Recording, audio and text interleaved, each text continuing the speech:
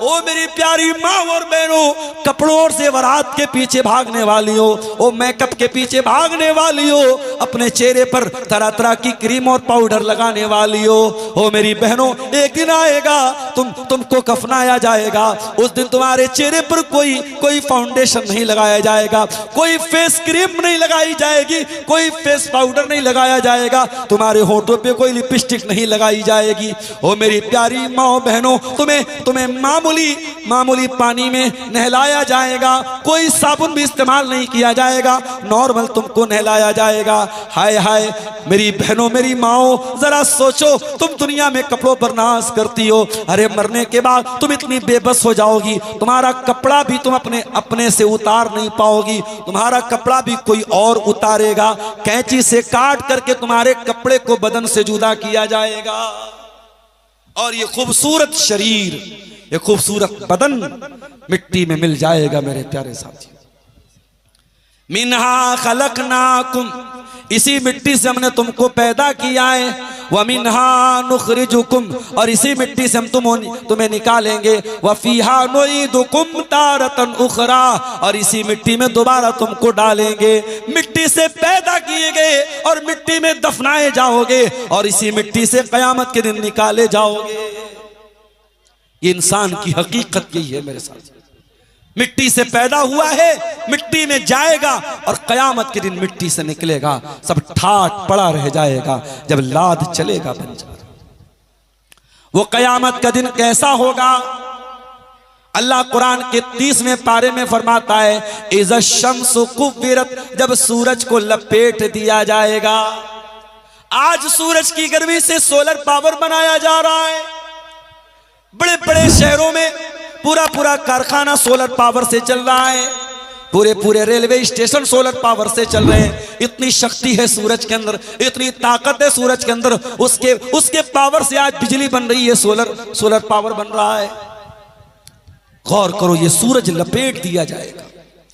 इज़ा शम्सु कुव्विरत वइज़न नुजूमुन कदरत, और सितारे बेनूर हो जाएंगे, सितारों की रोशनी छीन ली जाएगी।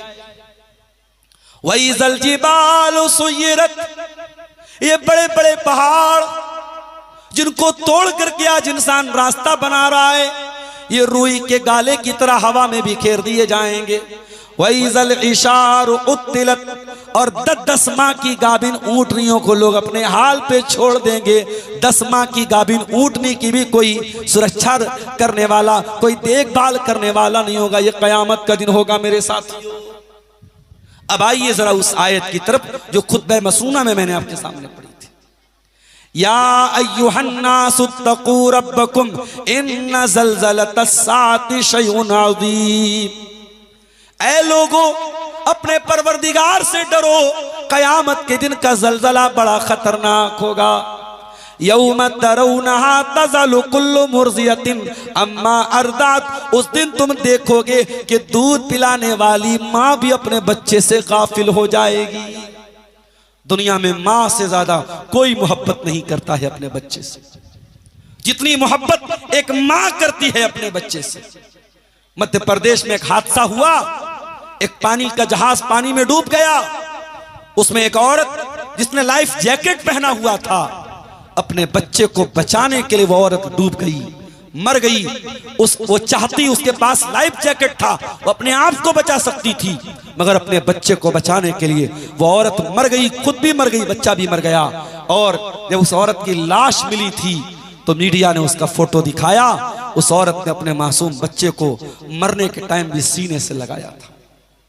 ये माँ होती है मेरे प्यारे साथी, माँ मर जाएगी मगर अपने बच्चे के साथ कभी बेवफाई नहीं करती है। मगर ये बच्चे होते हैं जो वक्त आने पर माँ के साथ और बाप के साथ बेवफाई करते हैं। मेरे नौजवानों, बड़े फक्र से लोग कहते हैं मुझे इतने बेटे हैं, इतने बेटे हैं, और बेटियों को लोग हकीर समझते हैं। और वक्त आता है तो बेटे अपने माँ बाप को रोटी तक नहीं देते, और बेटी तो बेचारी अपने माँ बाप को जन्नत तक पहुंचाने का काम करती है मेरे साथी। इसलिए कभी बेटी को हकीर मत समझना, अभी सदलपुर में मुझे एक निकाह पढ़ाना था, चूंकि यहाँ आने में लेट हो रहा था, मैं निकाह नहीं पढ़ा पाया। और जिनकी लड़की की शादी थी उन्होंने बड़े प्यार से बुलाया था, मैं वहां गया। उन्होंने कहा मौलाना मुझे 11 बेटियां हैं, 11 बेटियों के बाद अल्लाह ने एक बेटा दिया है। मैंने कहा क्या करते हैं आप, सरकारी नौकरी में है क्या, आप बिजनेसमैन है क्या? बोले नहीं मौलाना, खेती बाड़ी करता हूं। खेती बाड़ी करने वाला इंसान 11 बेटियों का बाप है और चेहरे पर सुकून है मेरे प्यारे साथियों, कोई टेंशन और कोई फिक्र नहीं है। इसलिए औलाद वालों, अल्लाह से सिर्फ औलाद ना मांगा करो, अल्लाह से नेक औलाद मांगा करो। कयामत के दिन दूध पीते बच्चे को मां छोड़ के भाग जाएगी।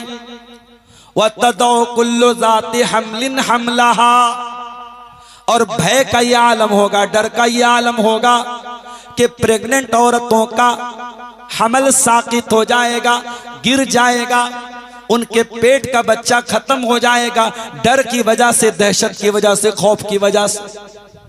वतरन्नास सुकारा, और लोगों के चेहरे पर ऐसी हवाइयां छा रही होंगी, लोगों के चेहरे पर ऐसा खौफ होगा, लोगों के चेहरे पर ऐसा डर होगा, ऐसा लग रहा होगा कि लोग नशे की हालत में हैं। वलाकिन्ना वमा हुम बिसुकारा, लेकिन कोई नशे की हालत में नहीं होगा।